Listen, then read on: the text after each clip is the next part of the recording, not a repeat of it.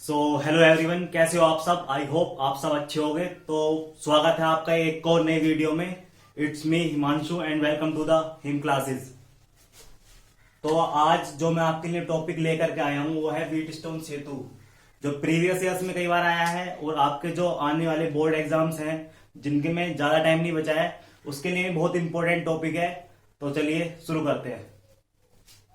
तो सबसे पहली बात की इसे व्हीटस्टोन सेतु कहते क्यों हैं। व्हीटस्टोन सेतु, सेतु का मतलब होता है ब्रिज, जिसे हिंदी में हम पुल भी बोलते हैं। तो इसे व्हीटस्टोन सेतु इसलिए कहते हैं क्योंकि इसका आविष्कार एक व्हीटस्टोन नामक वैज्ञानिक ने करा था और ये सेतु की तरह कार्य करता है, इसलिए इसे व्हीटस्टोन सेतु कहते हैं। तो हम बात कर लेते हैं व्हीटस्टोन सेतु के सिद्धांत के बारे में कि इसका सिद्धांत क्या कहता है। इसमें चार प्रतिरोधों को PQRS को एक चतुर्भुज के रूप में संयोजित करा जाता है। जैसे कि आप चित्र में देख सकते हैं, मैंने इसका चित्र बना दिया है। आप इसमें देख सकते हैं PQRS को एक ऐसे रूप में समायोजित किया जाता है कि वो चतुर्भुज बनाते हैं। इसमें एक विकर्ण BD पर एक गैल्वेनोमीटर, जिसे हिंदी में हम धारामापी भी बोलते हैं, गैल्वेनोमीटर G से दर्शाया गया है और एक कुंजी K2 जोड़ी गई है। और एक दूसरे विकर्ण AC पर हमने एक सेल जोड़ा है, यहां हम लिख देते हैं सेल है ये, और एक कुंजी K1 जोड़ी गई है। K1 इस सेल के लिए है, अगर हम दबाएंगे तो सेल से धारा प्रवाहित होनी शुरू हो जाएगी।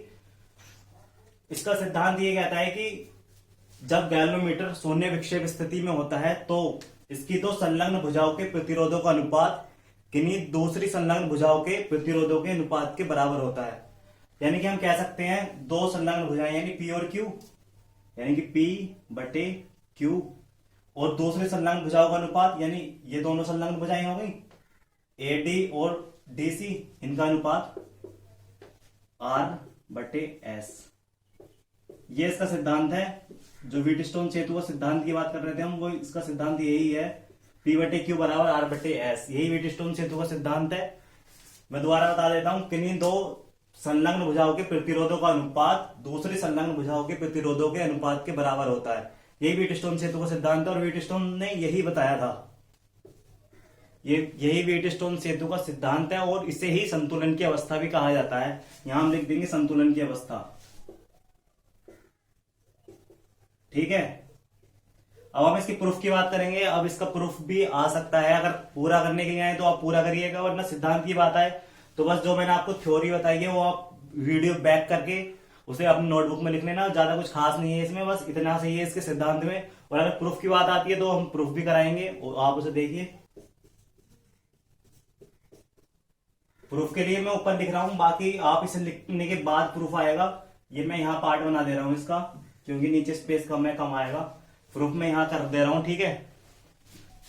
यहां मैं इसका प्रूफ कर देता हूं। जब हम कुंजी K1 को दबाते हैं तो सेल से धारा निकलने स्टार्ट हो जाती है। जैसे यहां से I धारा चली और बिंदु A पर आने के बाद वो धारा दो भागों में बढ़ जाती है, I1 और I2। जो एक पास है ABDA, आपने किरचॉफ की दूसरा नियम पढ़ा होगा, उसमें पास की बात हुई थी, तो वही बात यहाँ पर है। और IQ में जो धारा जाएगी वो I1 जाएगी और S में जो जाएगी वो I2 जाएगी, और यहाँ से जो धारा बन के निकलेगी वो फिर से I1 जाएगी। तो बंद पास जो हमारा ये पहला पास है, ये पहला पास है ABDA, इसमें हम किरचॉफ का दूसरा नियम लगाएंगे यहाँ पर। क्योंकि अगर धारा प्रतिरोध की दिशा में बह रही है तो प्रतिरोध और धारा का गुणनफल पॉजिटिव रहता है, यानी कि पहला नियम लगाएंगे इसमें तो I1 गुणा P। अब धारा इधर बह रही है लेकिन हम चल ऐसा रहे हैं क्योंकि हमने डायरेक्शन हमने ये लिए, तो ये धारा और प्रतिरोध का गुणनफल माइनस आएगा, -I2 गुणा R बराबर होता है संगत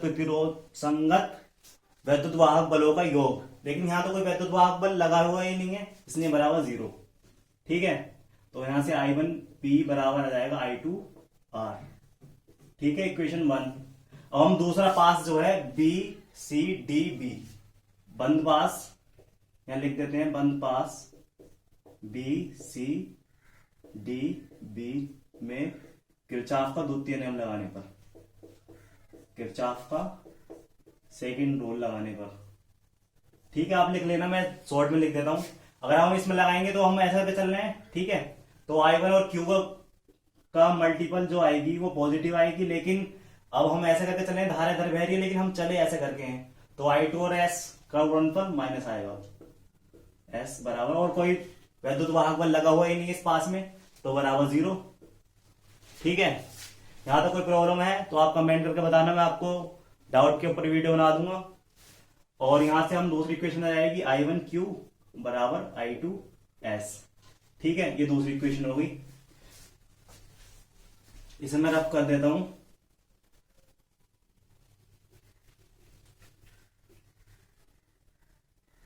ठीक है, अब इक्वेशन वन को हम सेकेंड से भाग कर देंगे, 1 डिवाइड बाई 2, तो क्या आ जाएगा I1P बटे में आ जाएगा I1Q, और यहां आ जाएगा I2R बटे I2S। यहां तो कोई प्रॉब्लम? अब I1 से I1 कैंसिल हो जाएगा और यहाँ I2 से I2 कैंसिल हो जाएगा, यानी कि क्या आएगा P बटे Q बराबर R बटे S। यही हमारे व्हीटस्टोन सेतु का सिद्धांत था, जो अभी मैंने थोड़ी देर पहले आपको बताया था। यही इसका प्रूफ है, यहाँ हम प्रूफ लिख देंगे और यहाँ पर ये बात प्रूफ हो जाती है। ठीक है, इसमें बीडी जो है वो सेतु बुझाया है, इसने व्हीटस्टोन सेतु इसका नाम पड़ा क्योंकि व्हीटस्टोन ने इसका आविष्कार करा था इसने, और ये सेतु की तरह कार्य करता है, इसलिए इसे व्हीटस्टोन ब्रिज कहते हैं। तो आई होप आपको टॉपिक समझ में आया होगा। अगर कुछ प्रॉब्लम है तो आप मुझे कमेंट करना, या फिर डाउट है तो कुछ पूछ लेना, नंबर में मेंशन कर दूंगा। तो थैंक यू।